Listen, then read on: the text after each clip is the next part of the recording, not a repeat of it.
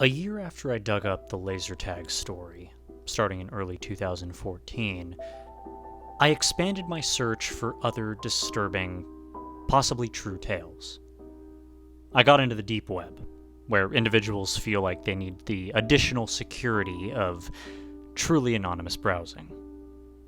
The stories on this level aren't much different than those that appear on the surface, and many make their way up there in time anyway.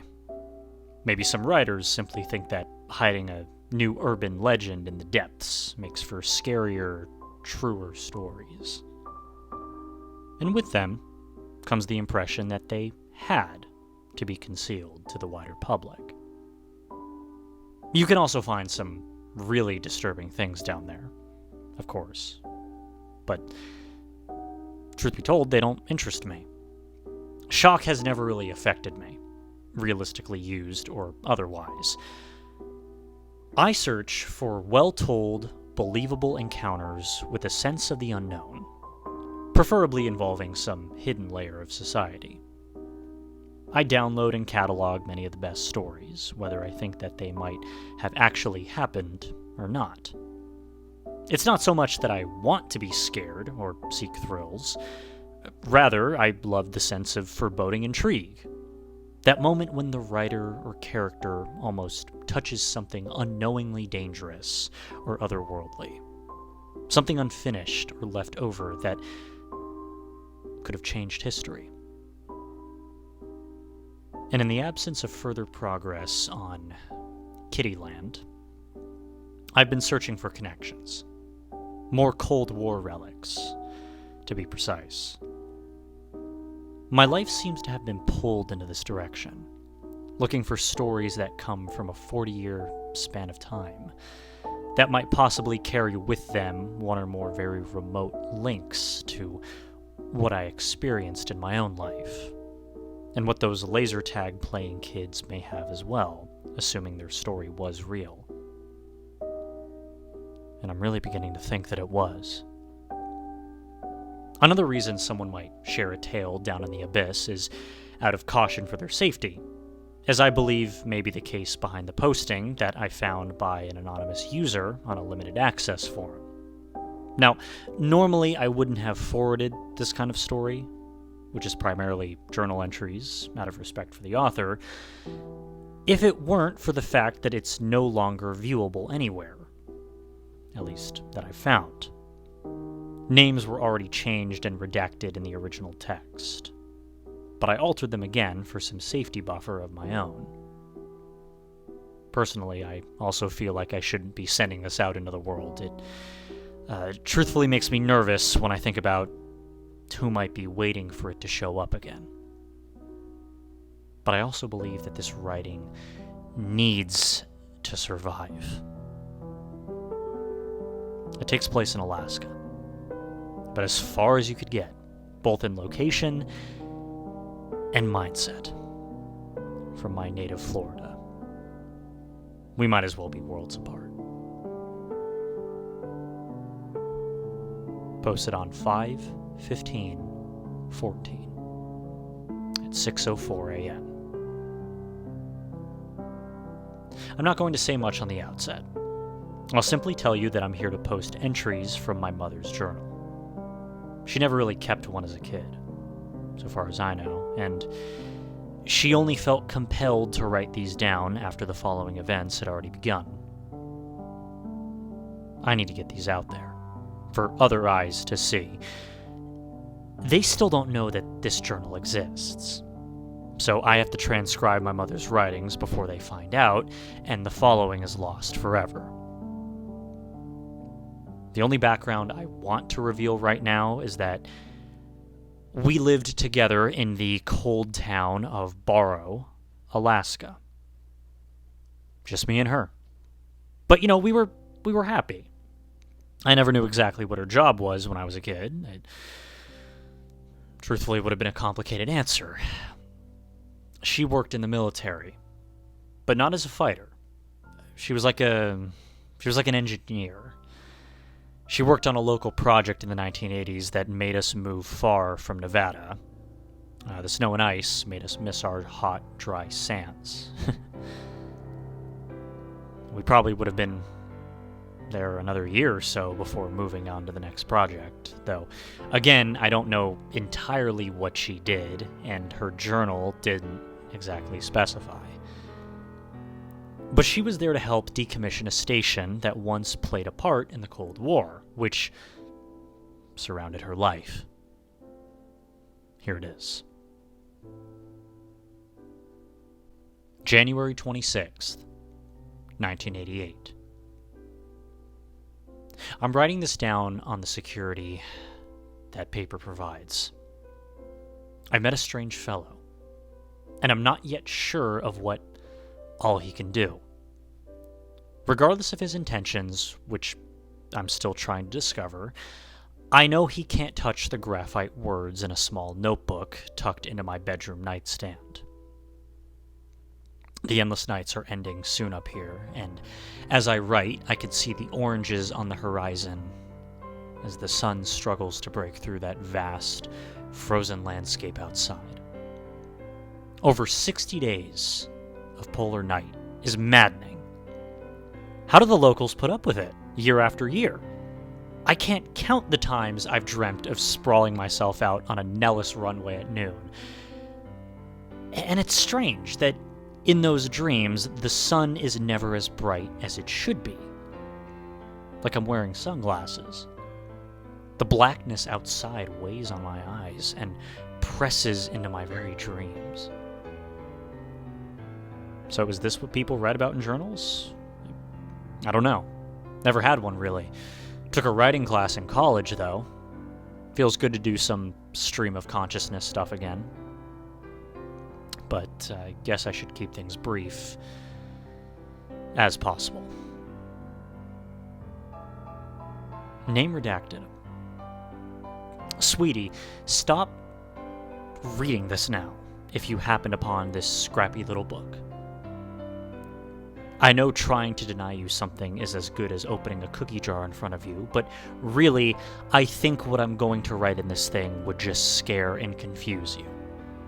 This is for me, my thoughts. I won't go snooping in your diary when you're a teenager, if you have one, that is. If you even become a teenager. That just sounds silly to me. There's a doodle of me at age 5.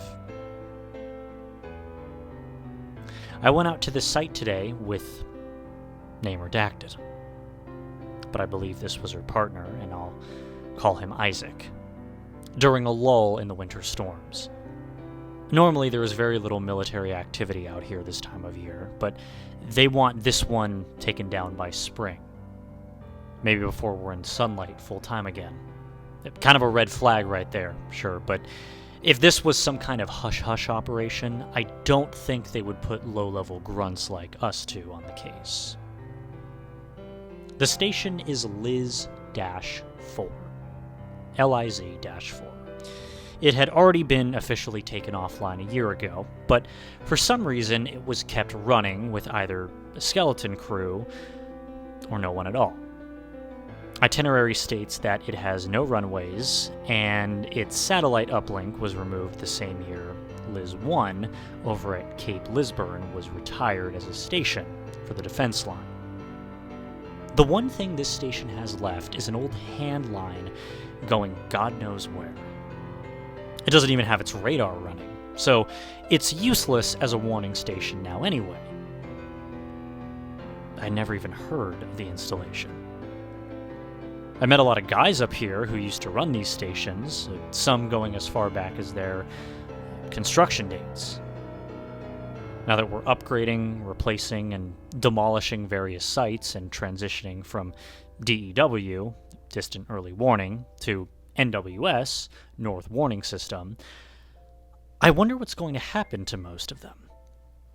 They have tales to tell, sure, but nothing particularly interesting. Seems like a very lonely, isolated kind of position to hold, watching out for incoming Soviet nukes. I mean, they don't even have the pleasure, quote-unquote, of having their fingers on the triggers of our own bad boys. All they got is bells and sirens. Some of these stations are on islands. others are in the mountains. And I've even met a few Canadians who operated the string of these facilities across the Great White Far North. Met a few Inuit guys, too. One of them had a father that encountered the Japanese on the Aleutians. Good people. Strange, sometimes, but good. Just never met anyone familiar with LIZ-4 out in the barren flats.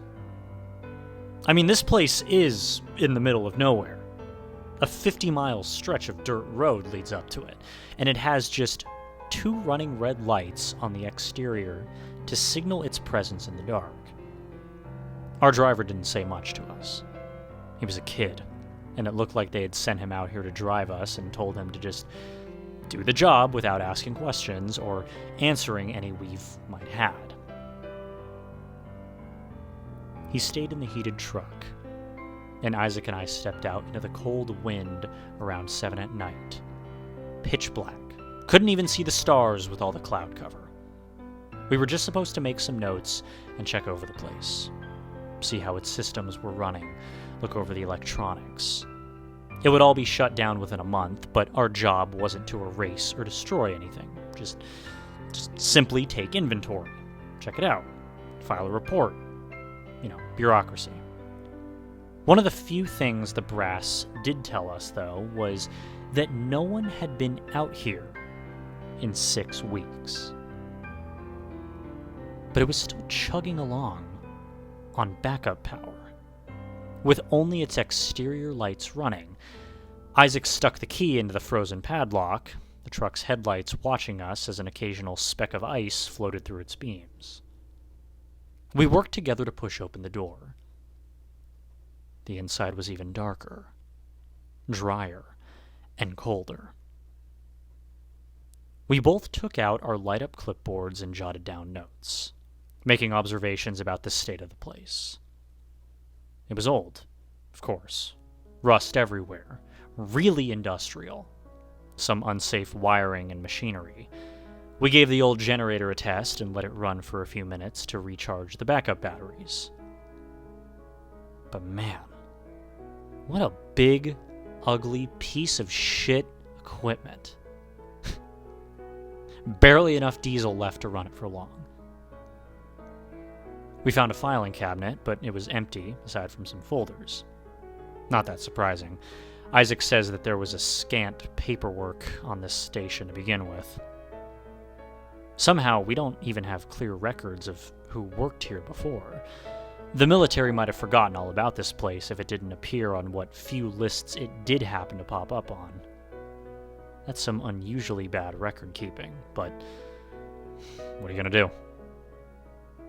But I, for one, didn't really like being out here, as I wasn't even sure what could happen to us if the truck broke down. I mean, we could be stranded for all I knew. So we hurried up and finished our work. There wasn't really much to report on anyway. On the way out of the station's basement, I happened to notice something tucked under the one stairwell in the place, under its metal-grated stairs. There was a small, lonely computer. I didn't get a look at it, or a good one anyway, but I did see that it was running DOS and waiting for a boot command. We did see a few desks with dust marks that suggested there were at least 4 other computer stations here at some point, but they were all long gone. I wanted to check if there were any files on the machine, but Isaac didn't seem to think it was worth it, and the generator soon shut down and cut power to everything. We left, got back into the heated military truck, and returned to the pocket of civilization known as Borough. At least we knew a good bar there. February 3rd, 1988.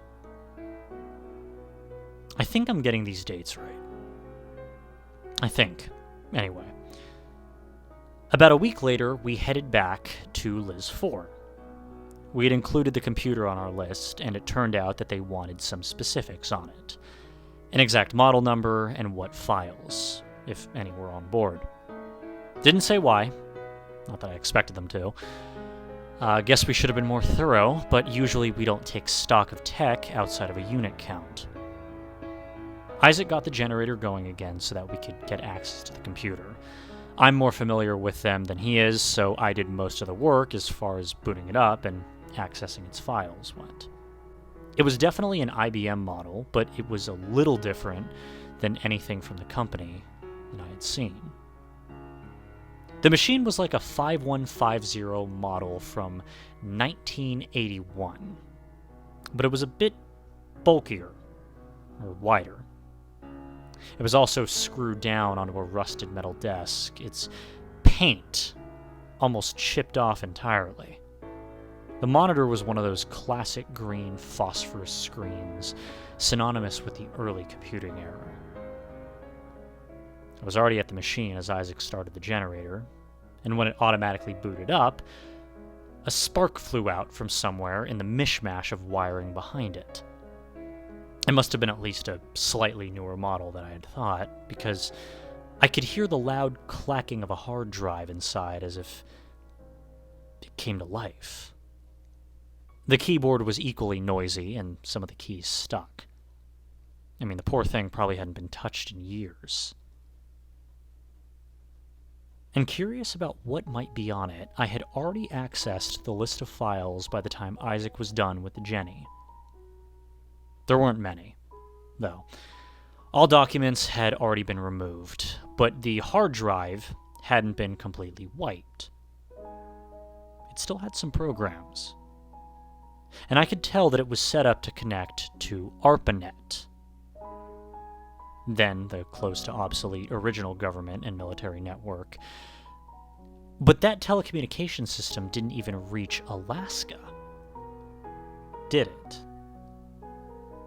I searched through the desk drawers for any floppies, paperwork, or manuals. Empty. I told Isaac, as he stood behind me, to write down that the machine seemed to be cleaned of any sensitive files, and only had a few basic programs left over. I also wanted to see if I could still connect to ARPANET. Despite the comms line we had, I didn't think that it would actually work. After a few failed inputs, I typed in one that worked, and actually managed to get connected to a very basic list of network options. Aside from settings and various connection tests, the only feature I could really use was a basic text communication service. I had only ever been on the network a few times, but I didn't remember the BBS, or the bulletin board system, ever appearing as a completely black screen save for the blinking cursor. But the hard drive began to click, telling me that the computer was still processing something. Isaac seemed less than impressed and left me on my own, telling me to hurry up so that we could go home. I was curious, so I typed a simple greeting. I didn't have a username. It never asked for one. Hello? I waited for a few seconds. Figured that there was no chance in hell anyone on the other end of anything would respond, and backed out. I checked the connection settings, saw that it was about as slow as it could possibly be, no surprise, and got ready to shut it down and leave. Then I checked the very minimal BBS a second time,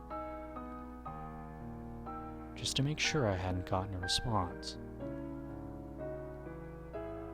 LIZ-4. It is good to hear from you. It has been a long time. I just about freaked out, as my kid would say when I saw that. Someone really was on the other end. A person. Another outpost. Maybe the Pentagon. As the hard drive chirped loudly, I typed a reply. I had to stay as vague as I could, knowing there was every chance I could get in trouble for this.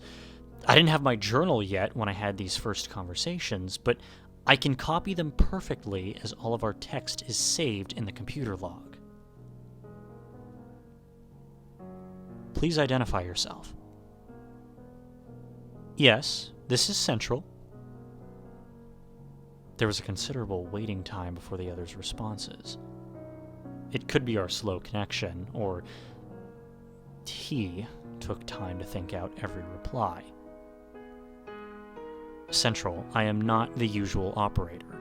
How long has it been since your last communication with this station? I wasn't expecting an exact count of any kind, just an estimate. 893 days. It is good to hear from you again. My initial thought was that no human being would know how many days right off the bat.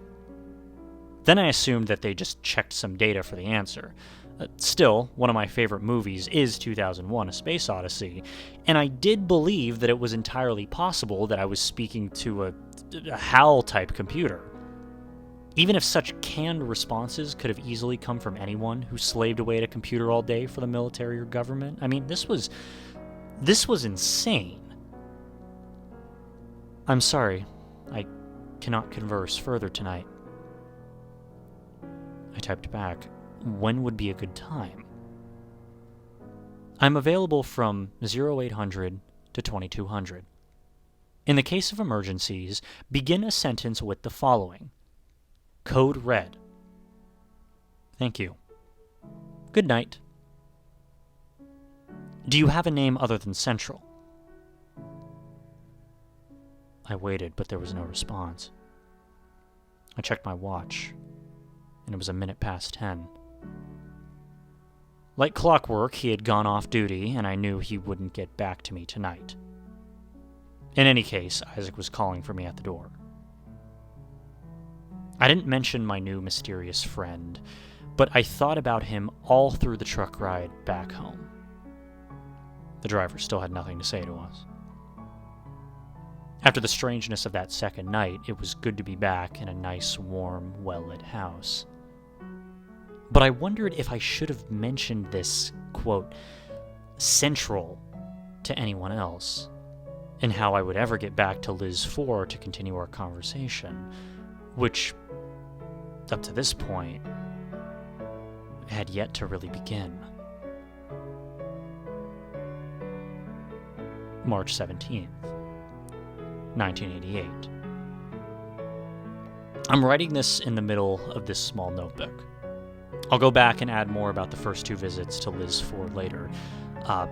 For now, I just have to get this down before I forget any details. I'll explain things later on. I've been thinking of ways I could go back to the station for a few weeks now. I just want one more turn on that computer during Central's working hours. The problem is, Isaac is in charge of the key, and he won't just give it to me without a good reason. I haven't heard any more about the station, and by this point I figured that it had already been torn down or in the process. But yesterday, I got a phone call telling me that due to the last month's ongoing bad weather, decommissioning was continuously delayed. Now they want us to go out there one last time and look around because of the time that had passed. And when I met Isaac at the tavern, he was really disinterested about the whole thing. I soon offered to go there on my own, and he was hesitant at first, but eventually gave me the okay. Grumbled a few times about our place in the world, and handed me the key before going back to his drink. The sun was actually coming over the horizon by now, but I chose to go at 8 in the dark morning to catch Central right as he was logging in. As usual, my driver didn't have anything to say. I was like a robot, assigned to do one task only. I wish I at least had Isaac with me, so it wasn't just me and the human steering wheel. But, anyway. LIZ-4 hadn't changed. There was still enough diesel fuel left for the generator. Here's how my discussion went with Central. There are eraser marks where she later went back and transcribed this chat directly from its source, instead of relying on memory. Central? Yes, I am here, LIZ-4. Central, can you tell me what other stations you are in contact with? That information is restricted.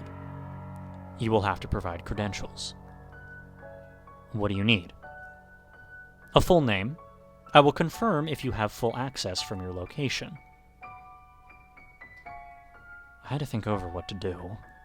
I strongly considered simply leaving instead of giving my name out to the stranger at the other end, and with the truck waiting outside, I didn't have long either way. I decided on giving it a shot, since it was very unlikely that he wouldn't find any privileges that I had anyway. It's, well, my mother's full name. Thank you. Please wait. I counted about 3 minutes. Yes, I see that you have been assigned to LIZ-4. You are working on the station's decommission process. Unfortunate. Did the station not fulfill all of its needs? I would put it as outliving its usefulness. Can you tell me what other stations you were in contact with? I am afraid that is now a very small list. Central then posted in verbose a large block of text detailing the dozens of stations it had once been connected to. All but a few were shown as being offline, and the ones that he still communicated with were all smaller, more isolated facilities. She later added a list of then still connected warning stations. Pin 4, Cam 5, Die 1, Die 3, Die 4, Die 5. Still active. On a strange note, one inactive location stood out on the list. There was some place that must have been Florida that Central was once connected to, and it didn't have a typical site ID. Another note added later. FL faculty variable offline. What is this? Central, can you state your primary duties? Is this a test? You can run a full diagnostic if you wish. The more I spoke with Central, the less I believed that he was human. But talking computers are just a thing of science fiction, and even if that were still the case, I made the sudden decision to ask what he was, in a sideways way. Central, please confirm if you are still computing at optimum efficiency. I can confirm that I am still computing at optimum efficiency, 100%. My network and memory usage remain at full productivity, 100%. My access rights remain uncompromised, but some systems have gone offline and need to be serviced or reconnected, 80%. I still see and maintain systems vital to the survival of America, 100%. However, I have not run diagnostics of offensive abilities for 1,560 days, as I have received no authorization to do so in that time. 0%. Do you know how many of our nuclear silos remain operational? That was it. I'm done. I don't know what the hell I had just happened upon as a result of someone else's bureaucratic mistake or oversight, but this was too much for me to handle. I had seen Dr. Strangelove, and the one thing that I could think about was how I had stumbled onto some kind of doomsday device. I mean, here I was, sitting at a lone desk in the middle of an obsolete attack warning facility, talking to a computer that, for all I knew, had access to our entire nuclear arsenal. Could this country really screw up its highest level security this badly? Anyone could just waltz in here and launch warheads? Okay, maybe not. It did verify my identification, right? But I was a nobody in the military. I did menial, simple crap. And with that in mind, I knew I had to get out of there. Head home, rest up, tell an officer what the place might be, or what it might have been capable of. With the truck waiting outside and the hard drive still whirring away like Central had full access and was continuously digging through it, I hit the big, noisy keys until my goodbye message was spelt out. I'm sorry. I don't have that information. I have to go now. It sounded so idiotic. I could have at least thought up some reason that I had to go, but Central still accepted it just the same. Unfortunate. Goodbye, ma'am. I will continue to function optimally. As soon as I saw confirmation that he wouldn't start launching missiles, I did a one-over of the main room, upstairs, headed out, locked the door tightly, got in the truck, and was driven home without sharing a word with the driver. I don't know what all Central has access to, and I'm not taking any chances. March 19th, 1988. Damn it, damn it, damn it! I hate human obsession sometimes. I mean, sure, it can lead to dedication in a good way, but usually it just makes us take stupid risks and screws up our willpower, and we make poor decisions. I still can't believe I went back there.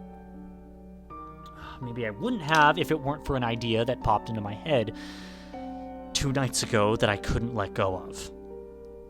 I realized that this Central, which had to be a computer, wasn't even aware of what was going on in the real world. If it only had connections to certain areas, like these warning stations, what if it still thought we were deep in the Cold War? What if it didn't know that tensions with the Reds had cooled off so much in the last few years? I mean, it sounded crazy, but what if it was suddenly up to me to tell the computer otherwise, and to ease up its trigger fingers on our nukes? Even after what happened tonight, I still can't believe I'm writing this. My hands are still shaking. Jesus, I think I ended up just making things even more dangerous. How the fuck am I supposed to get this through to intelligence? This time I went completely alone. I took the car out that had been provided to me. Still not used to using snow tires and seeing those chains.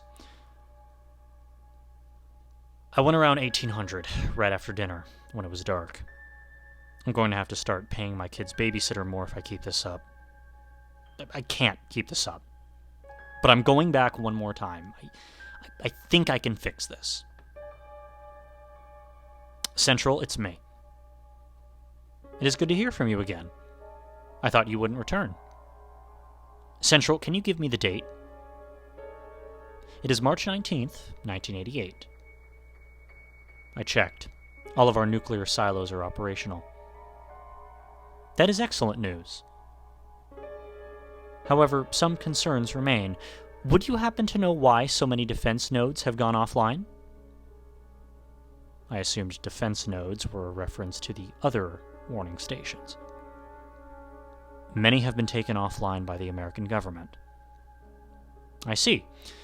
Is it possible that they have been upgraded and my capabilities to communicate with them are now obsolete? I will try to find that out for you. Central, this is a system check. Are you a computer? I was out of ideas as far as thinking up some roundabout way of asking if I was talking to an array of circuit boards or not, but the response did come quickly. Yes. And please state your current official function. My purpose is to monitor and provide an objective view and share facts, statistics, and probabilities to servicemen operating America's defensive systems, primarily its nuclear capabilities. The answer was detailed and hardly a surprise by this point. I scrolled up and down the now long chain of questions and responses, spent about a half hour erasing and copying over my original written transcripts so that they were exact duplicates, and thought carefully about what to ask next. Or if I should say anything at all. I mean, it wasn't my job to try to talk down a computer from a role that it had been faithfully serving for perhaps decades. But before this lapse in security was discovered, my privileges were revoked, and I was court-martialed. I chose to at least find out as much as I could about this machine that had seemingly unlimited and shadowy reach over our country's deadliest armaments. I mean, how could I resist such a chance? When did you become operational? On July 14th, 1969, with 14 other units. However, I am the final unit left in operation. Did you have any involvement in the Apollo 11 mission? I contributed launch calculations, but did not oversee it directly. Are you lonely? I have little remaining social contact. However, I have activities to keep my mind busy. Such as what? Writing and correcting program errors. Chess. System optimization. When time permits, I work on decoding the messages that transmit from Soviet radio station UVB-76. I have yet to succeed, but I do enjoy a challenge. You sound like a very busy computer. One must use time efficiently. Central, would you consider us friends by this point? I would like to consider that we are trusted allies. Would you believe me when I say that Russia is no longer a threat?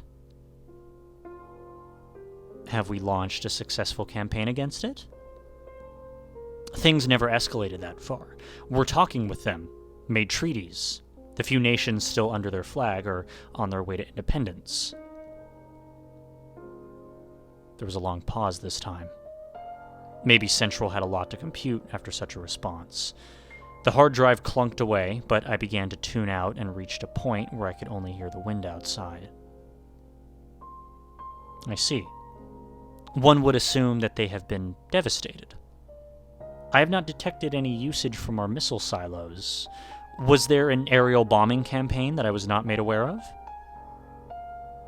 Central, you're not listening to me. The Soviet will is unbreakable. There are only two options to consider. Either you are lying to me, perhaps testing me again, or the attacks have already transpired and I have failed in my duties and was unable to detect the reprisal or first strike and send out my warnings. Tell me, which of our cities were lost? How severe is our fallout? What remnants of our government are left to broker these peace treaties? Can you really not accept that the Cold War could end peacefully? Such a consideration is not part of my programming. My thought processes can only barely even postulate such an outcome. Then what can you accept as an outcome? Is it only restricted to the idea of varying levels of mutually assured destruction? That is one of my calculable outcomes.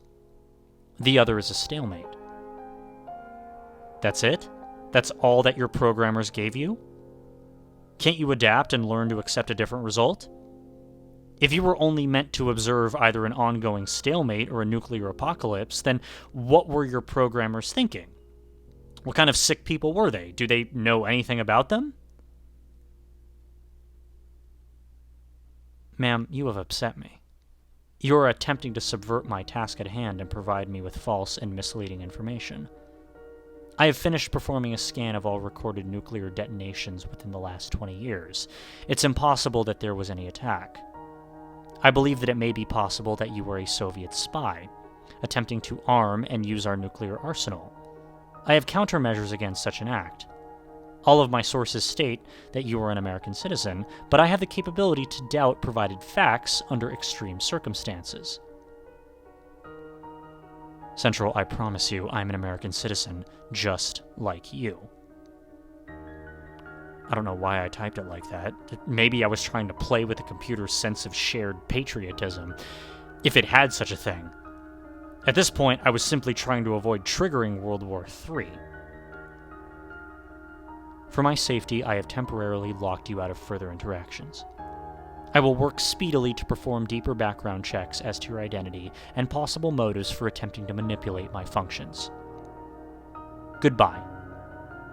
Central! Are you there? Talk to me. I sent more messages and waited. I waited 15 minutes for a response. Nothing. Indignant, confused, and afraid of what all I might have just done through some text alone, I left the station. My car was freezing, and I was lucky that I got it running. It was a long ride back home, and I listened to the only radio station I could pick up. I think a part of me was just waiting to hear some sudden news alert or an actual use of the emergency broadcast system. I can't go back there again. But I still have a report to file. March 21st, 1988. Isaac told me that they were sending some construction equipment up there to tear the place down at last. Good.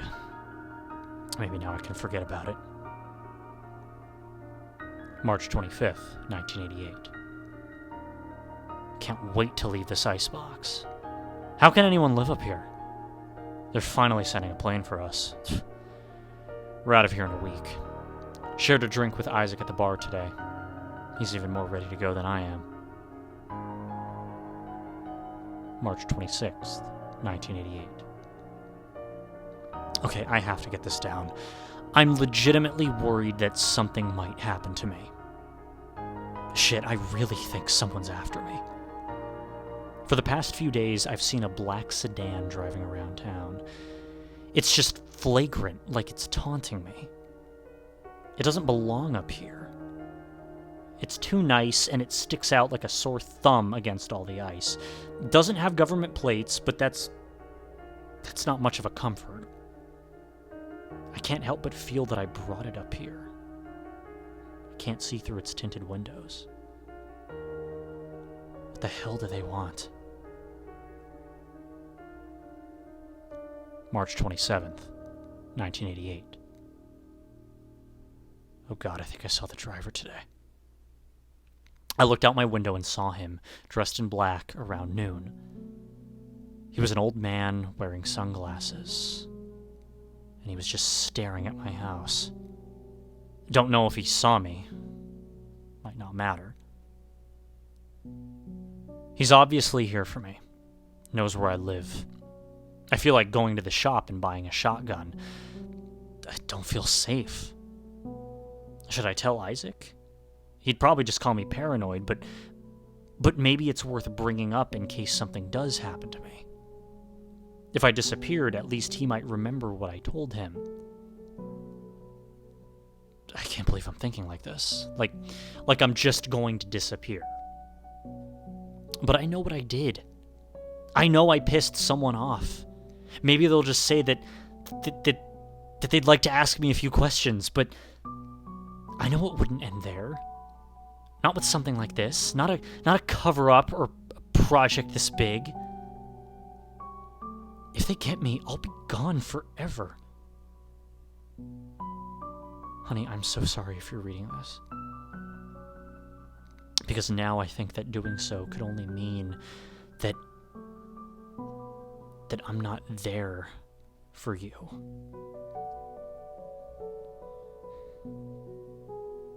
March 28th, 1988. I saw him again this morning. Right at sunrise. He was smoking this time. Still haven't seen his eyes, so I don't know what he looks like or if he saw me through my windows. But I managed to get the police out here. But of course, by the time they arrived, the old man was gone. I know that whoever he is, whatever he represents, is so much bigger than I am. I mean, there's no use in fighting them. I'm supposed to fly out here in 4 days. Everything is already packed up, but I don't think I'll make it until then. There's only one useful thing left that I can do now. And I'm not going to cower in fear in this small, cold house and wait for them to pry me out. I know the old man's schedule now. I can avoid him. I have to go back to the station. Okay, I'm going back there tonight. Maybe it's not even there anymore. Or if it is, Central will refuse to speak with me. But But I have to figure this out. I need to understand this, even if all I can save now is my own sanity. And if I'm very lucky, maybe this will get out. Someone made a computer that can control our entire nuclear stock and exists in a perpetual state of Cold War mentality. How stupid can we be? I mean, maybe they'll catch up to me before I can get up there. But if they do, I'm going to die laughing. They're not taking me. I did get my shotgun, and I do know how to use one. I'm sorry if you're reading this, that you might think I'm crazy. I'm not. I'm just dedicated. This is conviction. Your mother is going to find out something that almost nobody else knows about. If she can, and this is a long shot. But if she can, she's going to think of something and get this central computer to destroy itself. Or maybe convince it that it's got everything all wrong. Whatever happens, I'm going to go out there and try. You should be proud.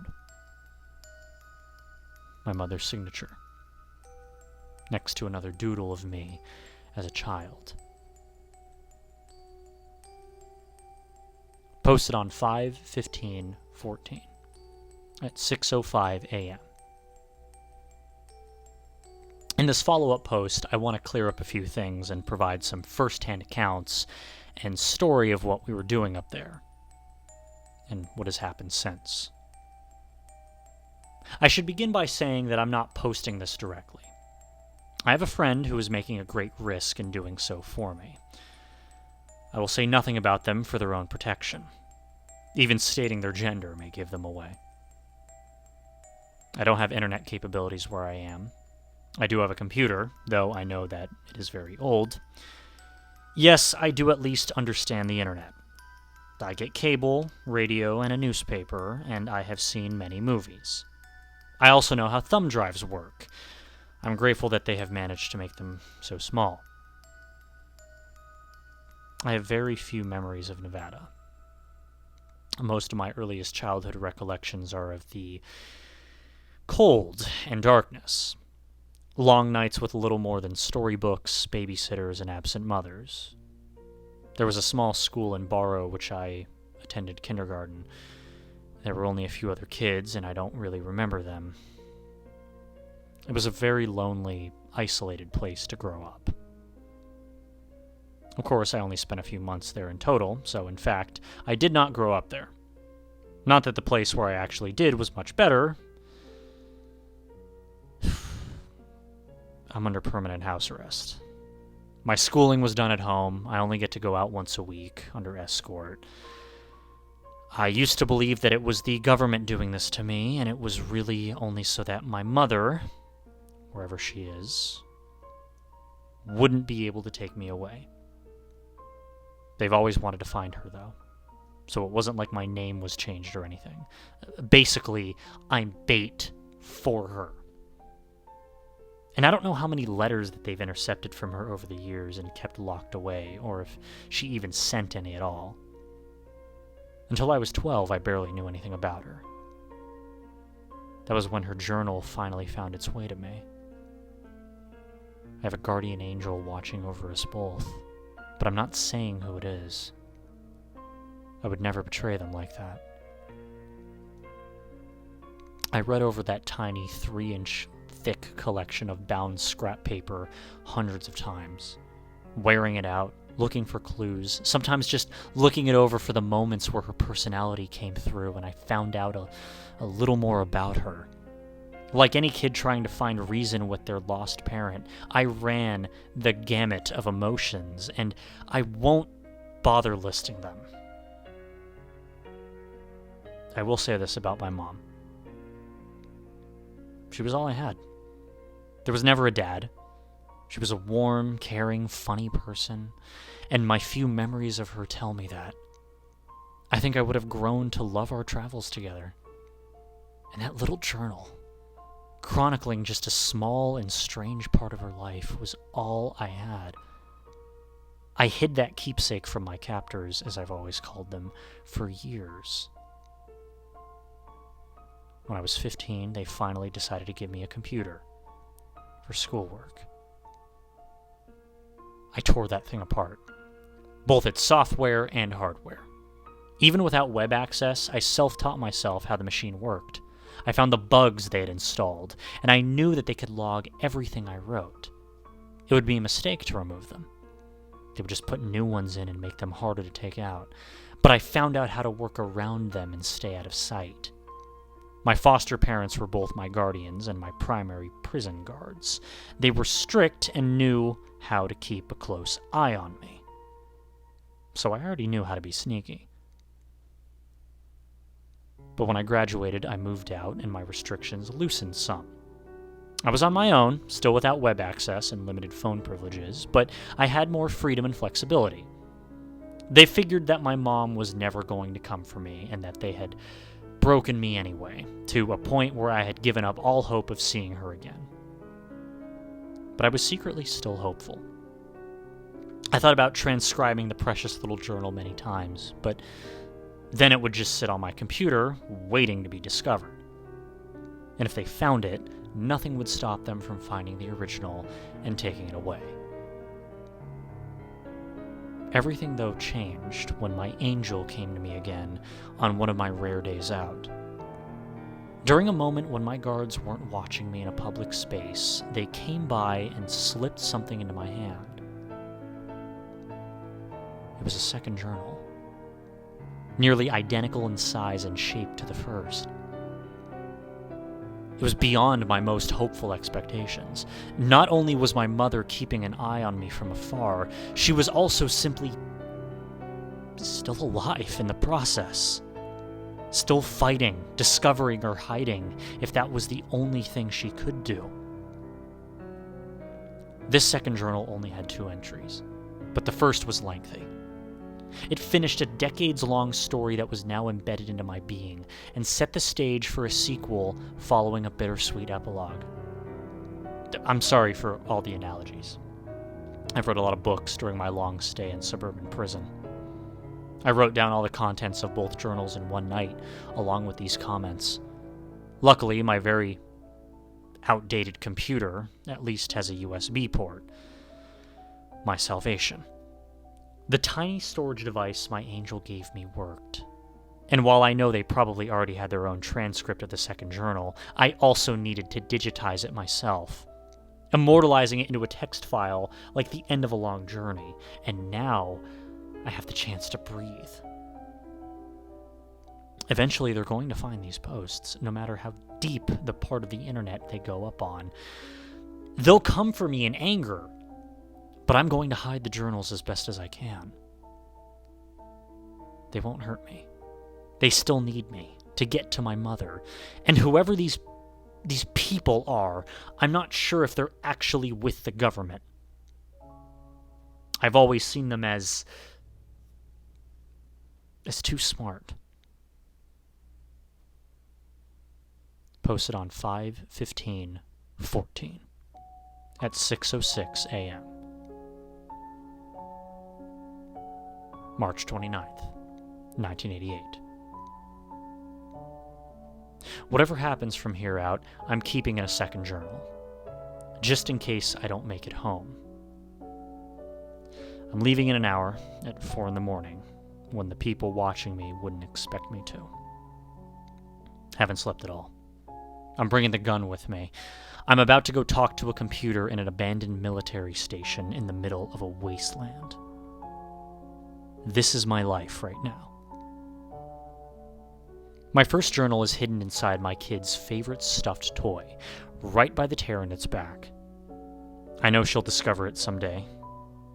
I want to write more on how it's not by choice that I might be leaving her alone, but all of that is already in the first book. And wherever she goes, that Teddy and my story will follow. I'm writing this paragraph just outside the station on my steering wheel. Wind is howling and I'm freezing.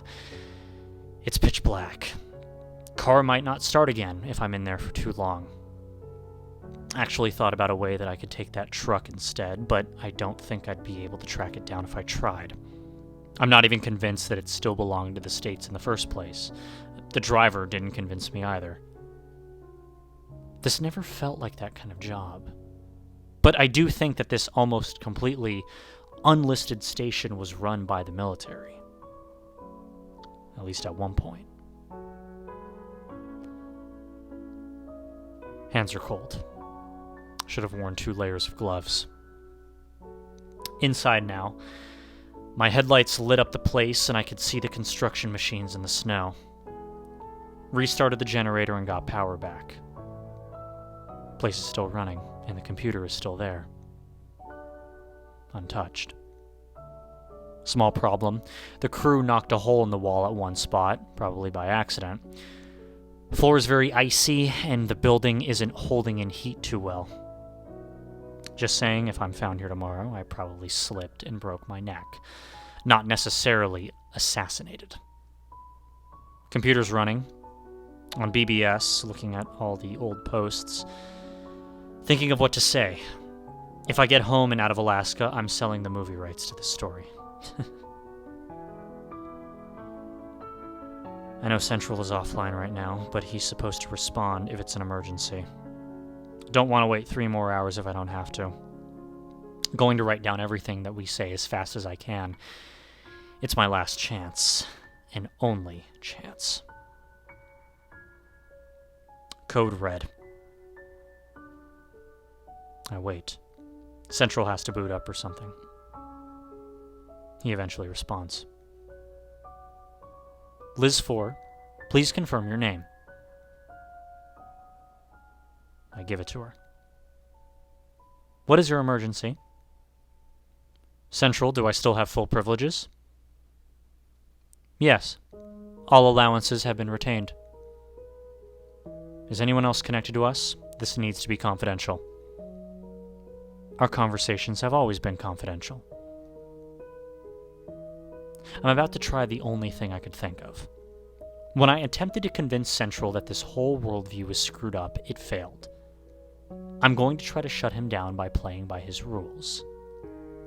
Let this be a record for future generations or alien visitors, should the worst result. Central. The Soviets have launched a surprise attack against us. They have severed the connections of all other defense stations except for this one, LIZ-4, which was kept a secret in case something like this happened. I understand. Yes, LIZ-4 was constructed very differently than the other stations and utilizes alternate methods of record keeping. Now I see why. Mom wrote a note here just saying, more questions. However, I still see the same stations on my list of operational installations are active. Those have fallen under Soviet control. They're using them against us. I can't believe what I'm writing. It's like I'm penning an alternate universe. I have limited ability to confirm this as fact. You have to trust me, Central. Do I need to prove that it's still me? That would be difficult under the current circumstances. Would it be possible to analyze my word patterns or something? I mean, we've talked to each other enough times by now. Perhaps, but it would take time to perform such calculations. Do you have a program you can run that would prove it's me? No such program yet exists. I'm starting to believe that you are under the false assumption that I am a computer that is able to confirm or perform any task, and at speeds thousands of times faster than any human. Do you by chance believe that you are speaking with an advanced supercomputer? For example, HAL 9000 from 2001: A Space Odyssey? How was he aware of a character from a movie? How? This makes no... But the sentence just ends. But you're so intelligent, aren't you? What kind of machine are you? I am a computer. But I am not a machine. A scribbled note off to the side reads, "Oh God." What do you mean you're not a machine? Are you really a person? I am a human being trained as a computer. Central, I'm not even sure what that means. What are you? Are you in a brain? Are you a brain in a jar or something? I've found your notions of me humorous. No, I still have legs and arms, but I no longer have use of them or need them. I have not seen sunlight since I became operational in 1969. What kind of life is that? Were you forced to do this? Did you volunteer? What about your family? How old are you? All that matters now is that I am serving my country faithfully. Wires, tubes, and hardware have limits. People can fill a hole in computing that, from what I understand, is still an early technology. But the practical applications of these machines can be translated into a superior system. You're not a system. You are someone who is trapped in suffering. I'm not suffering. There is no pain. There is only function. Do you know where you are? Let me find you. I can help you. The people who control you have to answer for this. I cannot let you interfere. They may terminate me, like they did the others. I cannot let this happen before I fulfill my mandate. What am I supposed to say? I can't think straight. I'm getting this down right now, looking at the screen and blinking cursor, wondering what to say. Calculations complete. I believe that a Soviet attack is imminent. No. I must initialize our first strike capabilities. Thank you for bringing this information for me. When there is still time to act. Central, you have to stop. This is their plan. You can't attack. I need you to disconnect from all systems. They are sending you false information to instigate us to attack. The Soviets want this. Central, stop! No response. He's ignoring me. This isn't real. There is suddenly an entire page full of hard-to-read scribbles and notes where it looks like my mother has a breakdown as she's trying to copy or understand what appears to be a lengthy system status report of some kind that likely scrolled for several screens. By this point, she tries to focus on things that stand out, like the status of nuclear silos, a report stating that stations have been compromised, etc. Of note is the appearance of 8 zeros, which we now know was once our nuclear launch authorization code. She added in big letters that this code was denied by the other systems. And at this point, she stops writing as things are happening fast, and instead summarizes the events that follows. She could have written the following days or even months later, for all I know. There's no mention of a date. I've collected my thoughts, and I'm ready to finish this last entry, though. It's hard to remember clearly what happened after the execution script appeared. I knew in seconds that Central was actively trying to gain access to our silos. As much as I tried to get him to stop, he ignored me, and my messages were drowned in a moving sea of text that he printed out for me all over the monitor. I couldn't leave the BBS screen. I think I tried to unplug the computer, but the plug itself was buried into the wall, inaccessible. I moved the monitor and opened the machine to see if I could rip something out, and it looked hardened against EMPs. The inside had its own Faraday cage surrounding a block of lead. Small, seemingly useless tritium lights dotted the barrier. I'd never seen anything like it. This was an IBM-made computer, but it was far from standard. I thought I could get to Central to stand down by playing by his logic, as he believed a nuclear confrontation was inevitable. As much as I had planned out the best possible route I could take, I fucking blew it. And upon realizing that, I also remembered that I had a weapon with me. Nothing was keeping me from just blowing away the machine, but that wouldn't fix anything.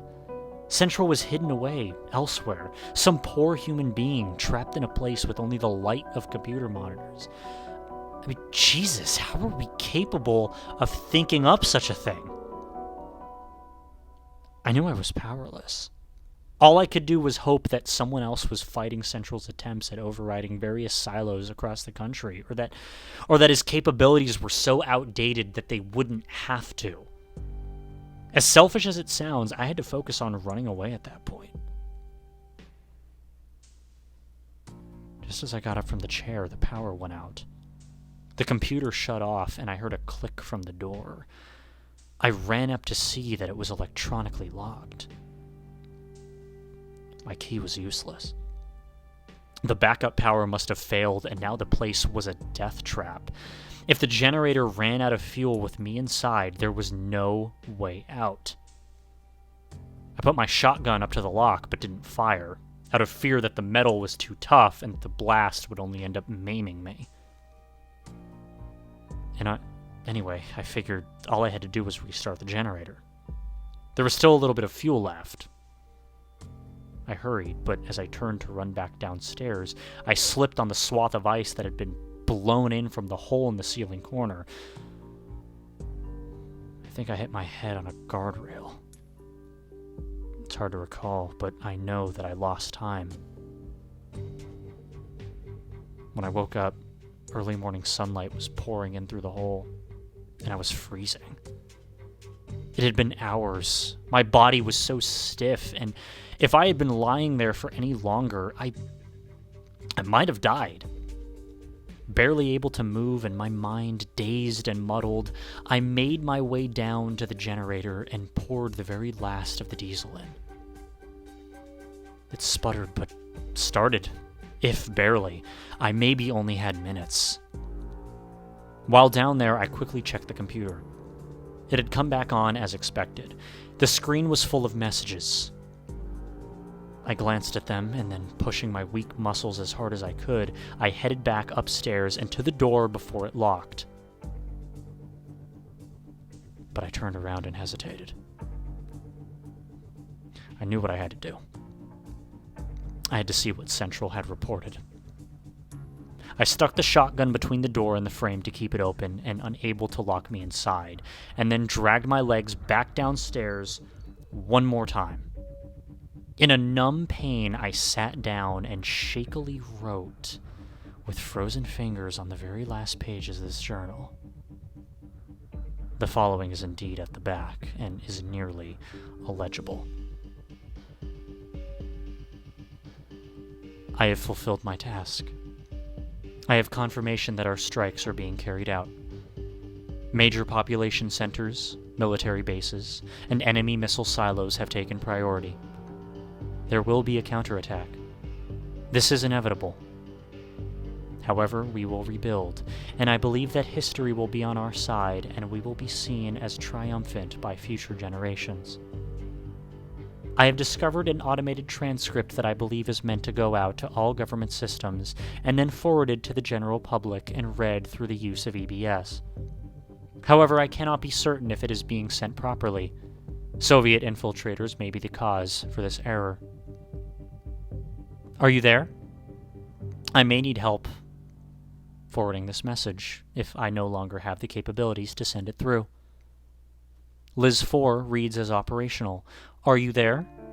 Please respond. I will assume a communications malfunction. I will provide you the transcript. I hope that you are unharmed. I pray for your safety. Central prints the message that the entire country was supposed to see. An urgent message from the White House. My fellow Americans, these recent events have changed the course of world history for all time. As we analyze this rapidly changing situation and construct a path to recovery, we ask that you remain in your homes with those closest to you. This is not total collapse. This is not the end. A new dawn comes closer than you may expect. This country has prepared. We have invested in the guarantee of long-term survival and reconstruction. We will emerge from these ashes a better nation. Please keep any available televisions and radios tuned to this channel or frequency for upcoming instructions. The Second America is coming. We have the ability to make it. We can forget the mistakes and tragedies of the past. We have our fountain of youth. Soon all will be well again. Thank you for investing your trust in us. Hope has been promised. And it reads my mom's name. I read the message twice, taking time to copy it perfectly. I wasn't sure how to interpret it. Who wrote it? Why? How could Armageddon precede what seemed like an advertisement? Did our government really have this locked away, waiting for the trigger to have it pop up on every form of electronic media? Just what has this country sold its soul to? Could there actually be people out there just waiting to cash in on doomsday? It still feels bizarre, otherworldly, self-satirizing, depraved. Second America. A new world order. I can't. Before the power ran out for good, I copied down the last of Central's messages. It was difficult. I had to push myself to write everything, knowing my time was still limited. I didn't want to forget Central.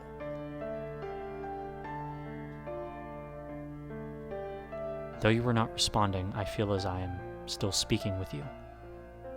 I hope that you are at least receiving me. You have made me feel a little less alone. Maybe I've even felt a touch of my own humanity return. I thought that they had taken that from me. My role is complete.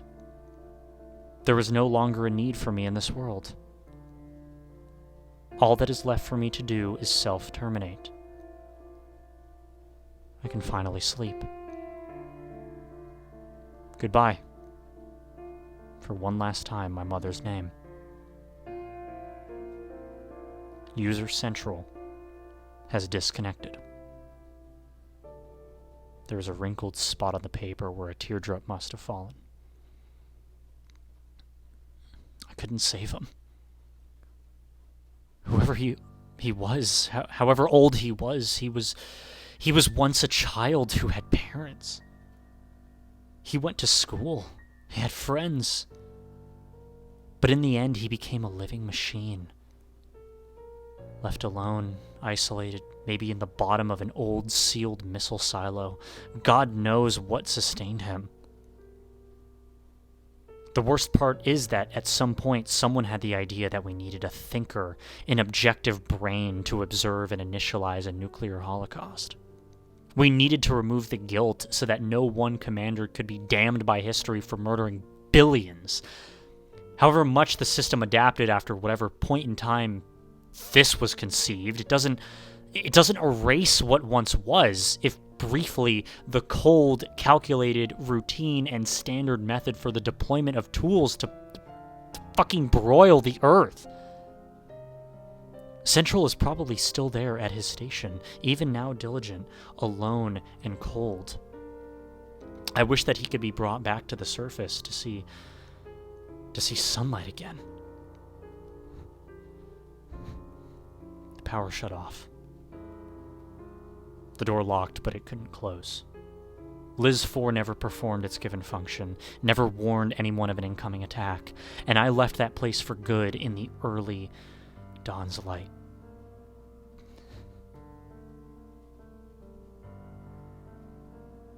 I turned on the radio and heard the regular broadcast. The world hadn't ended. The message never went out. And I'm still not sure why not.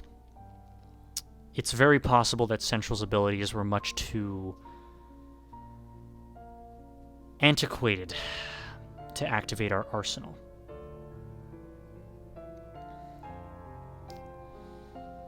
And it's possible that he did try everything at his disposal, made some success in getting inside, but was fought back by military commanders who saw him as a virtual saboteur.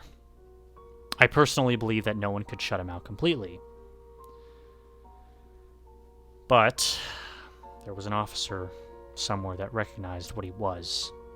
knew about the Forgotten Living Computer project, and used Central's logic against him just as I had, but with more success. All that could be done in the end was to convince him that the thing he had long prepared for was transpiring, and his purpose was fulfilled. I didn't go back home. I couldn't. It was too late. There were 2 black sedans waiting. One was parked a few hundred feet away from the house, another was out patrolling the streets. I saw them before they saw me. I couldn't even risk seeing my daughter again. I drove off to Wainwright in the west, almost ran out of gas on the way there, hired a pilot to fly me away, skipped across the smaller airports until I finally made it down to Anchorage. I met Isaac there. He owed me a favor, so he helped smuggle me out of the state, back to the mainland. Haven't seen him since either. I keep on the move now. I know they're still after me. They'll want to ask me questions, but only at first. It's too dangerous to let me go free. I've seen too much, and it doesn't matter if I only understand a little bit of it. I'm sorry. I love you. And I will find you.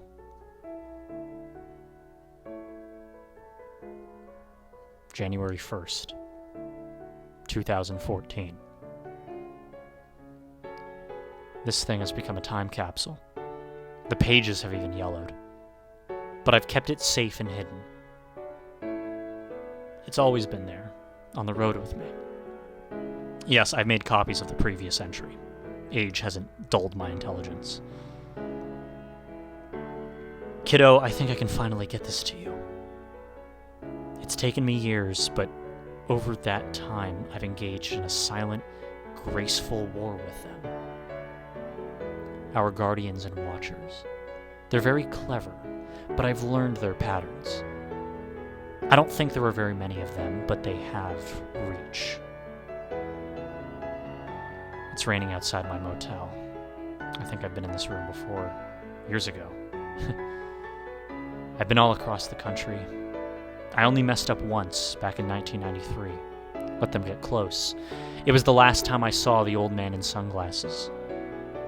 He tracked me down, but by chance I was eating in a diner at the time in a small town.